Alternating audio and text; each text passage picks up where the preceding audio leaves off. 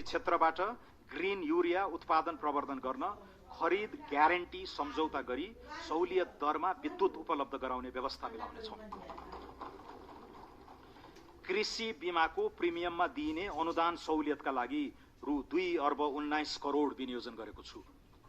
किसानलाई वित्तीय पहुँच प्रदान गर्न र नगद प्रवाह व्यवस्थापन गर्न कृषि उपज भण्डारणको प्रमाणीकरणका आधारमा वेयरहाउस रिसिट फाइनान्सिङ गर्ने व्यवस्था मिलाउनेछौँ।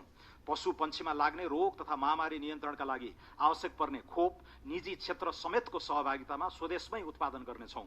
खोरेत लगायतका रोग नियन्त्रण गर्न रु 24 करोड विनियोजन गरेको छु। हुम्लाको हिल्सा स्थित सीमा नाकामा पशु क्वारेन्टिन स्थापना गर्नेछौँ।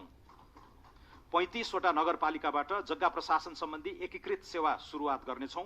घर जग्गा खरिद बिक्रीलाई सहज बनाउन जग्गा धनी संकेत नम्बर जारी गरी घर जग्गा रोक्का फुकुवा खरिद बिक्री र राजस्व भुक्तानी अनलाइन प्रणालीबाट गर्नेछौँ।